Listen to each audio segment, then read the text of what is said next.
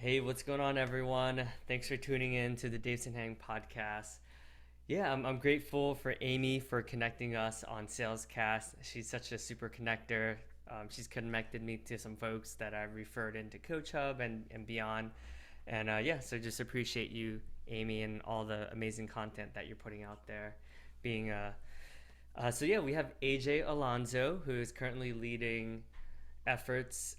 He's a director of marketing, leading the marketing efforts at Demand Drive. And you made your way up, starting off as an SDR and then becoming an SDR manager. You've been with the company for 9 years, which is impressive. I don't know too many people in in our this new era that we're in that stay with the company for 9 years. And I know you also have your own podcast called the Unsubscribed Podcast, do Demand um, Drive as well. And yeah, welcome to the podcast. Yeah, thanks for having me. I'm excited to sit down and chat. Yeah, it's funny. I've talked to a few people. We have a handful of people that have been at Demand Drive for about as long or a little bit longer than me, but it's like definitely a bit of a dying breed, like you said. It's not normal to see someone stay at a company for so long. So I have Yeah. had conversations with people where they're like, "Is everything okay?" Like nine years is a really long time. Like, are you sure everything's okay? So that's funny.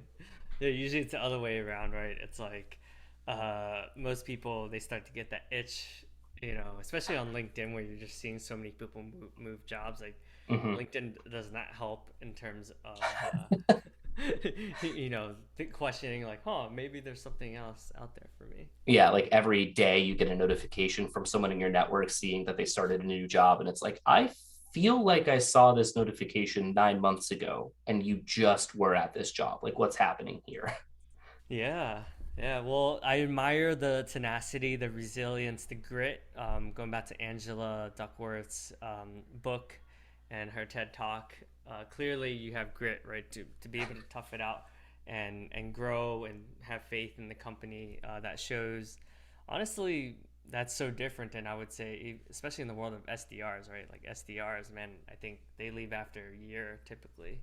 Yeah, I think it's last I checked, it was like 14 to 18 months or something for like the average tenure of a rep. And obviously, like outliers, right? Some reps last 6 months, some reps are there for years and years. So I think to your point about grit, though, like the role, it's not even like it's a requirement at this point, right? Like it used to be when you were looking for an SDR, those were the qualities you look for, right? They need to be tenacious, they need to be persistent, thick skinned. Like that was what separated a good SDR and a great SDR, knowing that they could sit in the role day in and day out and kind of take a beating realistically, and still make sure that they showed up the next day, they had a smile on their face. But at this point, I feel like it's a necessity to even just have that in the role. And then there are so many other qualities within that you look for within an SDR that separate them from sort of the standard. And now the standard is someone who is just resilient. But like the role Hmm. attracts people like that, right? It's a self-fulfilling prophecy that you would have someone who, like, maybe not like me, 9 years is a really long time, but someone who has that grit and persistence to stay with it for an extended period of time. It sort of attracts that type of personality. It's interesting. Yeah, and it's it's one of those roles where I always tell a lot of SDRs that I currently coach now, like, dude, like these years are gonna be masterful in terms of applying it, applicable in every aspect of life, right? Like really make the most out of it, and instead of rushing it, instead of like dreading it, more like really appreciating the process and just Mm. making peace with like, hey, like these are going to be some instrumental times in building that foundation, right? I think too often we're always thinking about the next, and Oh yeah. I always say like, hey, if you really like make the most out of your SDR times, like you're going to be super successful because a lot of account executives don't have that strong foundation. They're so used to um, getting opportunities handed to them. So I always find the best account executives are the ones that truly crushed it as an SDR. Yeah, it's funny you brought that up. There was we had an event a while ago where I was talking with someone who described SDRs not in his words, but what he's heard other people call them as ditch diggers.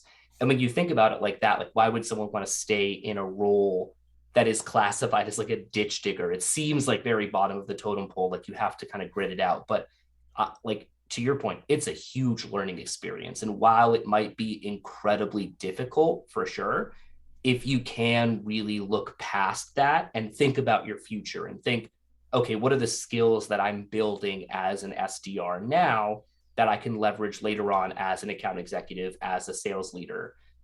You have to have that like future mindset to really sit in the role for as long as you have to build up those required skills. Because to your point, there are a lot of AEs out there who don't do their own prospecting. They Yeah, rely really heavily on marketing, on right. SDRs to fill up their pipeline. And if that dries up, like they're kind of out of luck, right? So Yeah.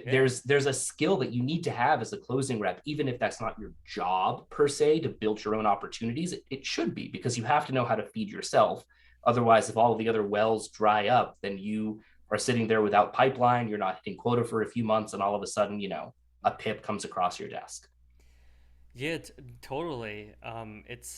It's interesting, right? Because I've been exposed to a lot of different account executives, and the ones that I see really smash it like 200% a number, 175%, 180, like the ones that are just absolutely crushing it, like they also crushed it in their SDR roles. And Mm-hmm. maybe you can argue, maybe it's, you're not sure if it's a chicken or the egg. Maybe they're just like ambitious people, but I definitely see, you know, because I had a lot of years as an SDR, like that definitely helped me in terms of prospecting. A lot of my counterparts, like they don't even know how to prospect. Like they'll Mm. be asking me like how to do very like simple things, and I'm like, huh, it's an interesting time that we're living in now. Yeah. Yeah. It's like second nature to you. But for them, they're like, whoa, you can like account map and find different people that aren't just the person who filled out a form. Like, yeah, that's normal. How do you not know how to do this? Yeah, and I'm curious. I mean, you've had a lot of episodes in season one so far. Like, what would you say are some of the takeaways? Because I saw you've interviewed some pretty high profile, some pretty reputable folks that are Mm. at the forefront of a lot of this thought leadership. Yeah. Um, One thing, it's funny. So when we first started the unsubscribed podcast, it was kind of as like not like a pet project, but like something for us to do to help solidify more of our brand presence of the space that we're sitting in. So um, for us, it was really about solidifying like, hey, we know what we're talking about. We're going to push episodes out there to try and get some content in front of people that maybe don't know a lot about us, or do, but like haven't seen enough from us to warrant them to actually visit the website or fill out a form or whatever. So it was a lot of that. And we started by interviewing mostly people internally at Demand Drive, because we felt like we weren't sophisticated or known enough to go after people who were thought leaders in the sales or marketing space. So Hmm. we would do like 4 or 5 episodes with managers internally at Demand Drive, and then toss in an episode with somebody outside of the organization. And it got to a point where I was like, no, like we should just talk to anybody, because like our goal is to help SDRs, SDR managers like level up, really understand how to get to that next step in their career, how to see better results. Like anybody can teach somebody that, whether they're at Demand Drive or not. So it took a bit of like, well, I'll just put my SDR hat back on and prospect people and see if they want to be on the podcast. And I found that more than likely people were going to say yes. I've had very few people say no, I do not want to do a podcast. It just seems like a medium where it's fun, right? Like you're just having a conversation with someone, you get to learn something throughout, Yeah. and you get to teach your audience something, which is great. So I learned that like you should just ask people to help. Like people are more often than not willing to help you and Hmm. grow both your audience and their audience and get their voice and their brand and out there with yours, that like you should just ask people to hop on the show. It was something that I should have known going into it, but it was this like eye-opening moment where at like, episode 20 or whatever, I was like, no, we can shift the tone of this show and start getting people outside of Demand Drive on as well. And Hmm. it's really cool to be able to talk to, like you said, leaders in various different sort of facets of sales and marketing that have amazing points of view that like I do not. And for me, being able to talk with those people and learn and grow from those conversations is so impactful for how I then take that back to Demand Drive and try different things and experiment and see what they've done and emulate it. Things that you just normally don't get to do if you don't talk with people have that don't have the same experience that you do. Yeah, I love what you said about like you learned a lot of these skills being an SDR, right? Like just reaching out, not being afraid of rejection. And yes, like of course it sucks when people don't get back to you, right? Right. But it's funny in how that applies to every aspect of life, right? Like even for me, like even though this is episode 152, like sometimes it still sucks. Like when I reach out, and I'm like, oh, this person never got back to me, right? And it's like, yeah, it's never. It gets easier, but it still always sucks when people don't get back to you, right? But it definitely doesn't like hurt as much as in the beginning when I was reaching out for like the first 10 episodes, right? When I was like, all right, well, let me just play it safe, like you said, interview folks that I'm close with, and then now I'm reaching out to chief revenue officers, a lot of like C-suite, and it's definitely not as painful when they don't get back to me now. Yeah. And I think there's also part of that SDR level mentality that you have to have with it is like when you're an SDR and you're reaching out to someone, you're doing it not just because they're like a name on a list that was given to you. It's because it should be because you think you can actually help that person, right? Mm-hmm. Like I think that my solution or product or whatever can bring value to you. It can help you overcome some pains or challenges, make you more money, give you less headaches, whatever it might be. So having that mentality as an SDR is very similar to as a Mm-hmm. podcast guest. It's like, hey, I think that you can bring something to my audience. I saw something in you in the content you produce and in a podcast that you did and a webinar that you were a part of that really resonated with me that I want you to share with my audience. It's flattering, right? Like Yeah. hearing that from someone being like, wow, like you found something that I created insightful. Like I'd Mm-hmm. love to be able to continue sharing this thing with other people. It's a very similar, I think, mentality to have. Yeah, that's a good point, right? Just being really proficient at the skill of creating like a win-win, like creating Mm-hmm. partnership, like adding value. Yes, like in the beginning, a lot of SDRs, like younger ones, like they feel like they're not adding as much value, right? But a lot of it is just the confidence that you bring, and I think a lot of SDRs, I would say that's probably like one of the main things as to why they haven't been as successful because they think Mm-hmm. they're not able to add value, so they tend to hesitate or say like, oh, I don't want to take too much of your time, and Yeah. it's interesting, and then if we're really connecting the dots, like it's like, no, actually at the end of the year, like I helped this person get promoted. I was able Mm. to make a difference, whether it's like helping employee morale engagement go up, or helping them generate more revenue as the chief marketing officer for whatever XYZ, right? And I think sometimes we lose sight because we're just busy smiling, dialing, but Yeah. if we're actually present to like the bigger picture, then it's like, no, actually I'm adding a lot of value. Yeah. But I mean, like, you're so right. It's so hard to look at the big picture when, maybe you're 3 months on the job. It's hard to hit quota. You feel like every day is the same. You're just dialing the same 80 people and trying to figure out, like, why is nobody picking up the phone? It's having the ability and forethought to look towards the future and realize the scope of like what you're actually doing. It's a lot of companies that we work with and a lot of companies that I've spoken with. That's like one of the biggest missing pieces in their entire like onboarding, training, development process is Hmm. where like where is the value of the SDR? Where do you sit within the overall scope of like how can you make an impact on this company, on any of the prospects you're talking with? That is lost a lot. More often than not, people come in and you're just told like sit down, make 100 dials a day, send 100 emails. Any meetings you Hmm. book, go to this account executive, rinse and repeat, do it again the next day. There's not like the critical thinking aspect of like, what is this all for? Hmm. Yeah, that's a good point. I think what I'm hearing is if that's part of the SDR training process is sitting with even each of the departments so that we're present to, hey, like what does finance do? What does customer success do? What does solutions engineering do? Like I think if we are able to see like the more holistic picture and then Mm, see what post implementation, like what the just being, I always share with SDRs like, hey, like I know this is kind of beyond your scope, your job, but if you really are present to the case studies and you understand them, you'll be so much more successful because then you're able to add tangible value versus just mm-hmm, picking up the phone, smiling, dialing, and then winging it, right? You're like, yes, like there's some element of like, you'll learn something from that, but I always say like, hey, do a lot of research on the case studies and understand their industry, understand their pain points, and not like just first level pain, but like a little bit deeper. And usually they'll eventually get it, but sometimes I have to tell them a few times, and then they're like, "Oh, now I see what you're saying." Yeah, that's funny.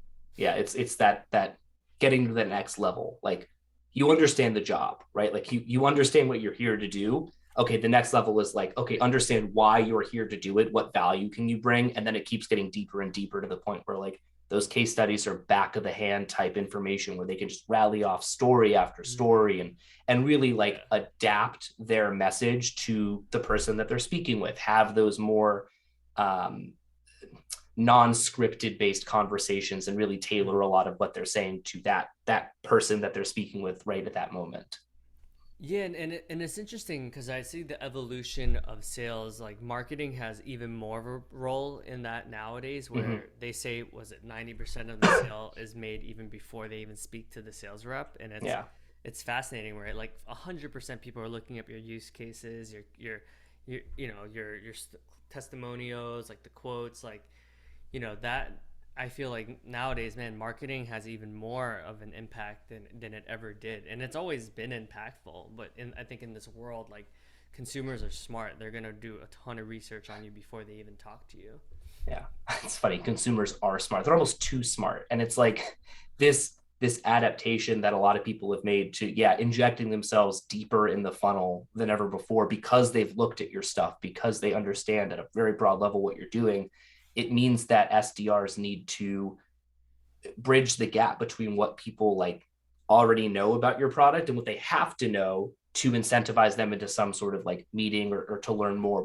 We've called it being the delta. So like the difference between what someone can and can't find about you online is so crucial for reps because if for example, I inbound to your organization or even you reach out to me cold, there's a high likelihood if I inbound for sure that I've done research and that I'm there to confirm some suspicions, right? Like Yeah. I know what you do. I know what I need to get done. I'm trying to match these things up. Hmm. Even if you reach out to me cold outbound, I might have already been looking at your solution. Intent data is a great way for people to find out like what I've been looking at online. It's a good impetus for them to reach out to me. I've done the research already. Both of those instances, if you start the conversation at zero, like stage zero, and you start as an SDR trying to educate me on like, oh, this is what we do. Here's a bunch of our product features. These are the companies we work with. I'm probably like, dude, I already know, right? Like I've done the research on your company. I kind of understand all of this already. I want to have that second level conversation. I want to dig deeper and really confirm, like, can you help me? And that turns a lot of people off. If they have that initial conversation and they're like, this guy doesn't know what I want, or this girl Hmm. isn't understanding where I'm coming from, then I'm going to go to your competitor. I'm going to find somebody else who I can have that conversation with. So you're right. It is so crucial that like with the amount of information available to you today, that buyers have evolved significantly in their process, sellers also have to evolve Hmm. and make sure that they're meeting them at the level they want to. And it goes back Yeah. to what I was saying at the beginning, where like if you're hiring somebody for the SDR job and you're just looking at something like grit or persistence or thick skinned as like a quality of theirs, they're not meeting that level of qualification that SDRs should be having to have those more critical conversations Hmm. to inject themselves at that level of the funnel. Hmm. It's like buyers have evolved, sellers are evolving, but Hmm. have the way that we hire the people who do the selling evolved? More often than not, that's not the case. So it's like holistically, everyone needs to level up to make sure that we're meeting buyers where they should be. Yeah, that's a good point, right? Like the evolution of a SDR is very much like half of it is marketing, right? It's like copywriting. Like, are you good at copywriting? Are you, writing emails like in short, concise? Like, man, like that's a skill that is so valuable now, right? Mm-hmm. Versus like back then where you just have to be agile and be fluid when on during cold calls, right? But it's there's so much more marketing skills now that SDRs should be good at, or they will have to learn to be good at during their role. Yeah, you mentioned it at the very beginning of this, and I'll swing it back to there. But that's like why we started SD Revolution. The idea that like there are a lot of things, skills, um, techniques that SDRs should know and should be taught and upskill themselves on to be successful in the role that is just not common, or like a lot of organizations aren't giving to their reps. Things like copywriting, things like understanding how to break your message up by persona. Like there are some really basic things that you can learn during a lot of training and onboarding processes, but those are very skin deep in most cases. And a lot of reps who are more successful are going that extra layer, like we've talked about, and having more engaging, deeper conversations that require a set of skills that typically aren't taught. And so we built the community on this idea that there is a gap that needs to get bridged. And if you go outside of your organization to any number of online sales communities, there are going to be tons and tons and tons of resources for typically closing reps. They get a significantly heavier portion of the resources allocated to them so that Yeah. they can better upskill. And it's like understandable, right? They're the breadwinners of a lot of organizations. They're the ones closing the deals, but SDRs are just as valuable, in our opinion, in some Yeah. cases more valuable, and they need their own dedicated place to make sure that they have the opportunity to learn and grow and develop the required skills to be successful at their job. So SDRev was kind of born out of that idea that like there isn't really a dedicated sales dev community yet. Let's start building one and compile a bunch of resources around things like email copywriting, around things like how to use critical thinking during the cold call process, like stuff like that to help you level up your game and get you to whatever the next step in your career might be. I love that. Yeah, you're right. Looking back to when I was an SDR, you're right. There wasn't a lot of SDR specific content out there, right? It was There were a very lot of much. like LinkedIn groups, which were like fine, I guess is the way to put it. They were limited, right, in terms of what you could do with it. You could connect with people and you could like post on the group page, but that was kind of it. There wasn't like a super well built out or robust community for things like podcasts and webinars and courses and events and things of that nature that, yeah, we felt like there was a void to be filled. Yeah, and to your original point, it's interesting, right? Because the SDR role is so important in organizations, and I think where most people drop the ball is because AEs are obviously compensated so much higher. The companies that get it, like they will do whatever it takes to maintain like the SDRs, and will pay them out and actually get compensated on close Mm. won deals, right? So some companies are adapting to that because they see like, wow, this person was able to add 2 million to pipeline or whatever it is, right? And I think a missing is that not a lot of companies like get it. Yes, the SDR position is becoming more highly paid, right? Like it's becoming, companies are starting to see like, oh, this is really important, and yet there's still not the incentivization at the macro level where SDRs, because some people, I'm not gonna lie, I was a kick-ass SDR, right? If they kept paying me for it, what I was worth, like adding millions and millions to pipeline every quarter, like that's adding a lot of value to the organization, right? But it's just like, oh, okay, well, I'm just gonna go get paid a lot more, and then, Yeah.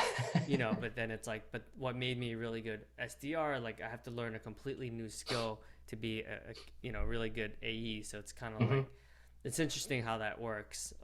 But yeah, Yeah, the whole system itself is really interesting. It's like when you think about it, you as a company you want your SDRs to succeed because overall you reduce churn. Like you said, you have reps that you can retain for longer that costs you less in the long run. They're adding millions to pipeline revenue. But then at the same time, a lot of those companies try to push those SDRs out of that role yeah, into an account executive role by dangling, a 300K OTE in front of them. It's like, yeah, of right, course I want to like 6x my salary. Why would anyone say no to that, right? right, But if you don't, and we talked about it a little bit before, if you're not in that role for like that 14 to 18 months and you haven't built up a lot of those skills, and then you jump into an AE position and you try to also learn how to close deals while trying to build up prospecting skills, it can get really, really difficult. So it's yeah. like you need to have the foundation, that SDR foundation, to, in a lot of cases, be a successful AE. But then companies are trying to speed that development process up and get you into that AE role. So you're like getting conflicting messages from both sides. Yeah, it's interesting, right? I mean, I do see like how much SDRs are getting paid now, and it's a lot more than what I used to get Yeah, paid I as an I SDR. So started at like Bupkis when I in 2013. It was not great to be an SDR. right, right, you're getting paid like pennies, right? And yes, like accounting for inflation, but even so, like they're getting paid like a lot of money. Like Yeah. even at Coach Up, like our SDRs are getting paid like pretty good money, you know. So it's good. Um, but yeah, I also think that um, yeah, the world has changed a lot, right? I think in this noise and everyone's virtual, like it really is harder to stand out. Mm-hmm. You know, Vidyard I know is one way to stand out. Like, what are some of the tips that you've noticed that have the new generation of successful SDRs are doing that's different than maybe even 5 years ago? For sure, video I think is like one of the number one answers in most people's minds when they think about that. Like how has prospecting evolved over the past 5 years? We tend to do for any of like the way that we tier our accounts, if it's like a tier one or tier two account, and you want to make sure that you're doing the right work on it, a personalized video is often the first step in any of our cadences, just because Yeah. it's a great way, like you said, to grab someone's attention, whether it's through Vidyard or Loom or BombBomb or whatever service you use. Mm-hmm. It's a way to put a face to a name. It's a way to show off some personality, and it's a way to like prove the whole show me you know me type movement, where Right. if I'm recording a video for you, Davidson, and I just go ahead and I regurgitate some stuff that you could find on my website, it's like sweet, you took the extra step to like record a video, but you didn't really provide anything outside of what you could have done in an email. Video allows me to say a whole lot more about what I know about you and how I can help you and connect some things that I can't do in an email in a succinct way.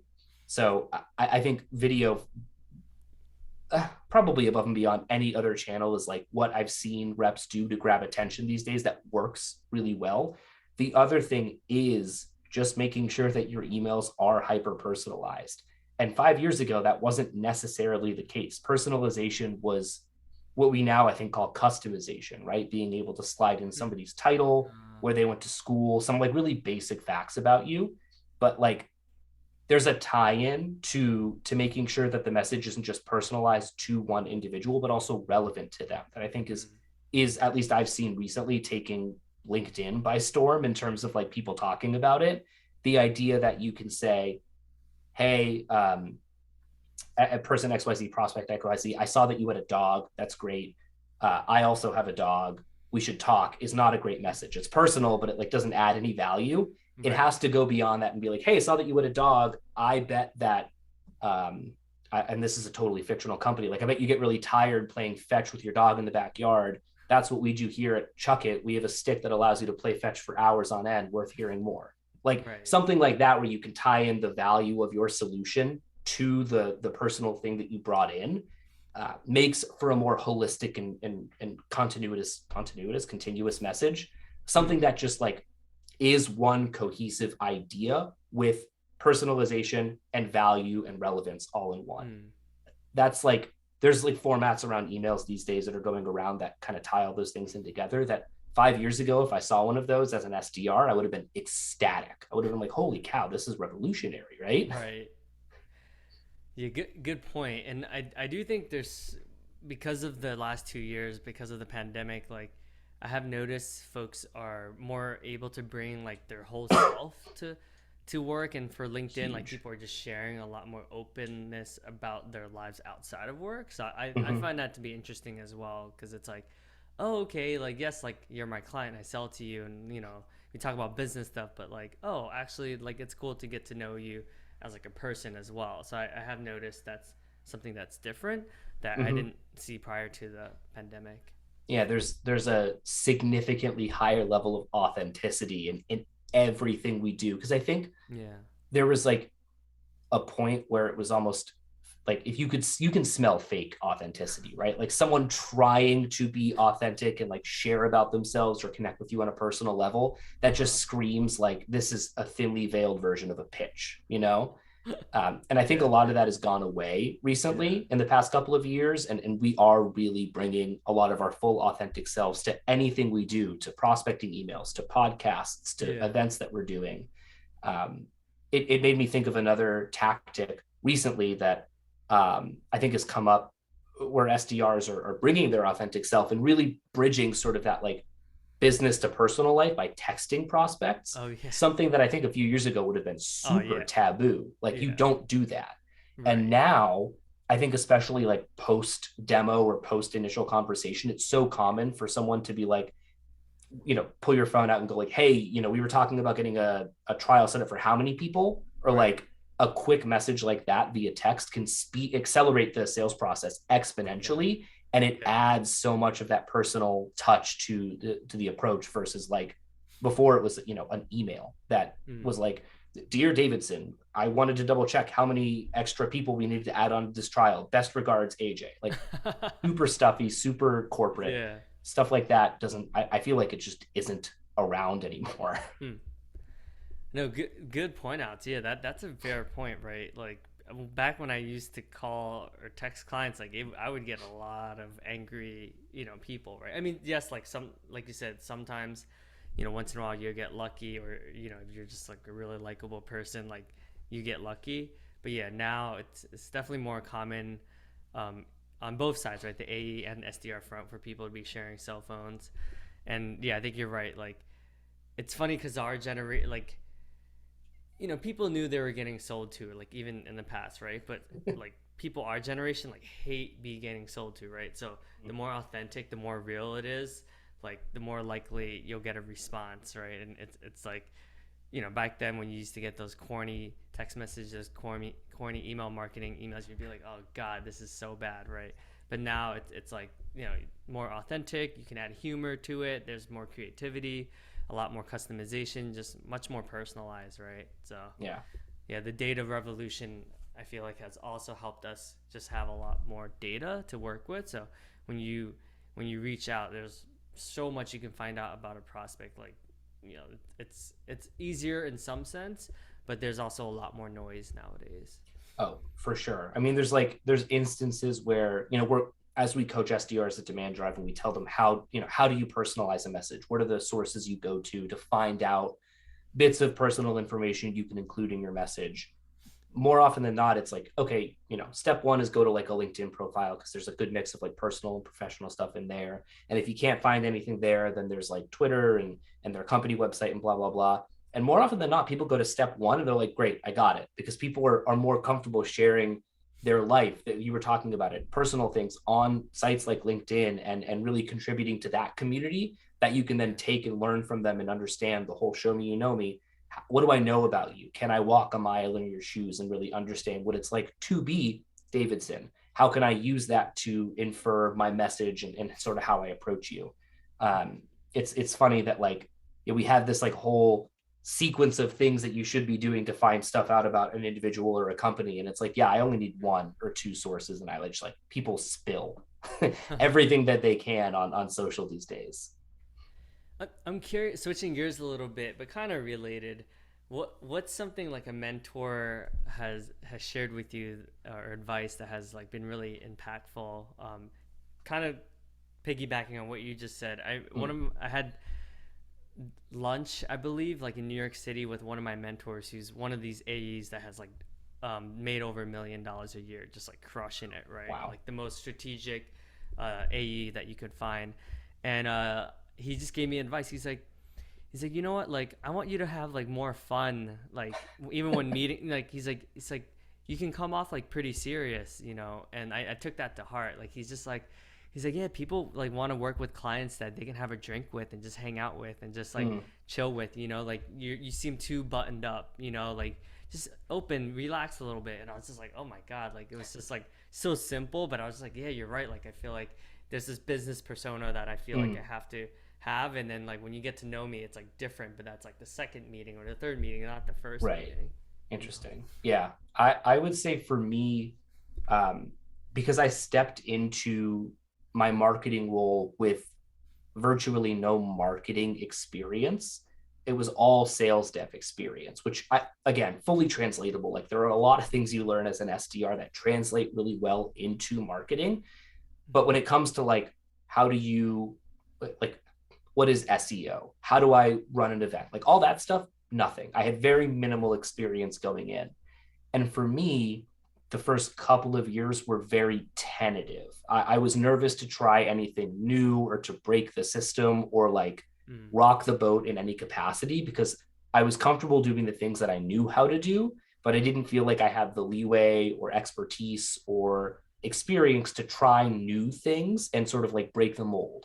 And a great piece of advice that I got was to break the mold. And like, if Ah. you're in this role because you need to, in creative fashion, bring people to demand drive. Like, how are people who have never heard of us going to find out about what we can do? And Mm. I, for me, it was a lot of like basic stuff, like, oh, let's do email blasts. Oh, let's put on a couple of events. Let's like find ways to do territory based campaigns for our SDRs, like really basic marketing stuff that doesn't sound exciting or fun, and it's not. And then it was like, try something different, do something that maybe 2 years ago you would consider to be totally taboo for a new person in this role to do. And for me, it was starting a podcast was like one of the first things I did when I was like, if I could do anything, what would I do? And it Mm. started podcast. And it wasn't just because I thought it was a fun pet project at the beginning, but like I knew that over time it would evolve into a content engine for us that allowed us to Mm. start with like a piece of audio content that we could then repurpose into a blog or into some sort of short form video content, which then turned into multiple different graphics that we could release, which turned into an event that we would compile all of the insights into. And it was this like little engine that you could create with one conversation that took a single thing and turned it into 10 other different things. And when I first started, never would have crossed my mind to start a podcast. It wasn't really like B2B podcasts weren't like huge at that time. So for Mm. me, it wasn't like top of mind of something to try out. But when I was sort of like, the leash was let go and it was like, do whatever you want, and I thought about it, like it all just made sense to me, where it was like, oh, like obviously you can just repurpose this into a bunch of other different things. And then Mm. the wheels start turning and bang, all of a sudden we're, 37 episodes deep or whatever. And we've got a ton of awesome content and insights that we're able to pull from that. So for me, it was like, yeah, just like think about what you wouldn't do 2 years ago and then do it now and then see what happens. Because honestly, if your goal around demand gen is to try different ways of bringing people into the company, and you're not allowed to try ways that aren't corporate or accepted, then you're just sticking in the same lane the whole time. You have to break lane and try something new every once in a while. Hmm. I love that. Yeah, like it really the fail fast model, right? It's Yeah, it's fail like fast, fail often. that's a good point. I do see there's a lot of folks who think about things but are hesitant to try different things, right? That are just it's interesting, and the ones that are more innovative that they don't they don't view failure as like this thing that happens, but more it's just like they relate to it as a lesson. Like, hey, okay, that didn't work out, and I learned Mm, XYZ. yeah. Those are the folks I find that like are successful, right? Because they're willing to push the envelope a little bit, be a thought leader, be try something different, and it's, especially because of all the noise that we have right now, like it pays off to be someone that's doing something different. Yeah. And don't get me wrong, I have plenty of ideas that I would never touch in a million years. I was like, I have a document that I keep for myself called the master queue of bad ideas, where normally we have like a master queue of like projects that we're working on that we end up kind of filtering into some type of like dot voting or decision making system that like go to the rest of the team. We decide what to do and we move on from there. And then every once in a while, I put an idea in there and I go back to it a day later and I'm like, dude, what am I thinking? This would never work. This is stupid. So I have just like a growing list of crazy ideas that I don't think would work. But every once in a while, I look back at it and I'm like, actually, if we did do a sales dev family feud, that would be pretty cool. Like just Oh. crazy ideas that every once in a while, maybe you go back and see what you can dig back up on yourself. But I do want to give a shout out specifically to Dooley, Mark Young, their VP of marketing over there. Actually, I listened to a podcast of his recently where he talked about this process of like how his team comes up with creative ideas. And that was one of the big things that they talked about and that he touched on was the idea that you have to be innovative, you have to be creative, you have Hmm. to do something that people don't expect because there is too much noise. And if you Hmm. just keep doing the same old, like you're going to fall into the sea of generic messaging. The oh, this guy has a podcast and they do events and that's Hmm. cool. you're the same as everybody else. So I think there is a lot of room for innovation, and it's at this point like almost a necessity if you want to stick out. Yeah, I mean, it kind of reminds me of like, I mean, at one point, it's crazy to consider like having sending like your daughter or son, your young kid into like an Uber, like a stranger's car, right? So they can drive them to school, Yeah. or or stay at some random person's house, right? That you never met in a different country. Like that used to be like, are you kidding me? Like that sounds like a disaster. And look Yeah. at these Now they're multi-billion billion dollar. dollar companies. Yeah, it's crazy, right? It's like wow, like to think that that used to be like crazy. Like what a concept, you know? So cool, man. Well, thanks for coming on the podcast. Yeah, a lot of takeaways from the evolution of being an SDR. I'll definitely send this to folks who are interested in becoming an SDR, or folks who I'm fortunate enough that I've been able to help over 40, 50 SDRs get promoted to AE. That's So, awesome. if anyone wants to reach out to me, wants to chat through things, I'm here as a resource. And I'll link to your podcast, your website, and your LinkedIn as well. But Awesome. thanks, man. Yeah, Appreciate thanks for it. having me. It was a ton of fun. Cheers.